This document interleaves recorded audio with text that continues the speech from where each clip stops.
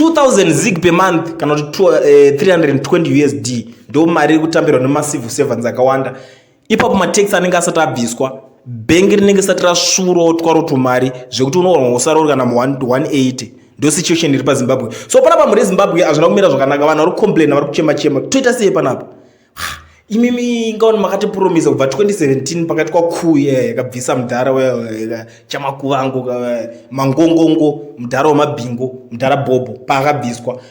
Mune zvakawanda zvamakapromisa kuti muchatiitira, muchatibatsira, ndo mashoko ari kubva kumacivil servants, but hapana chamati mambonyatsoita chatinoona chekuti chinenge chatibatsira. Ameno kuti pamwe vanga vaita agreement nemacivil servants kuti tibatsire kuti tibvise mudharo here, because munhu wese akamachaka mustreet akati aiwa ashuwa ngabve mudharo, ende vanhu vese vakapfeka red, haisi secret iyo, mastreets anga akavharirwa. So panapa nhasi ndiri kusangana nenyaya iyi yakanyorwa pane kamwe ka online publisher kakanyorwa kuti civil servants have accused President Emmerson Mnangagwa's government of having zero interest in fulfilling the promises it made to its workers. Government employees have seen their earnings fall since the November 2017 military coup that initially brought Mnangagwa to power after then President Robert Mugabe was forced to resign. Civil servants currently earn about 320 USD before taxes and bank charges in addition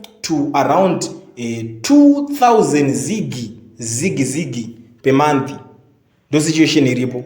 Ende mari yacho anongoziva kuti unongopiwa ari mazigi. Saka zigi rikazodonhawo value inenge yamhosva yako. Makambona zvakaitika kumara TGS kwekwe zvekuti unongosara kutambira kana kuma $80. So ndopora kuti mukuru chimbotionayo. Amene kuti tsamba dzacho kana kuti mashoko avo ari kusvika here, but ininiwo pane vanhu vakawanda nditega vakati iwo ndiwo unozgoona zvinyaya izvi. Tada kutombopfurawo neipapo kumacivil servants kuitira kuti pamwe mukuru wenyika angaonawo zvichemo zvedu. Ndikati aiwa muri eZimbabwe munoziva kuti inini I will never disappoint, ndokubasa kwangu, ndodeliver. Ndafanira nguva nenyaya panapa muri eZimbabwe kuti tiisvitse kwamuri imimi vatariri, vadikani, vaoni vepachannel ineyi, tichiziva kuti mukazolike this video richasvika kwavari kuda kuti risvike.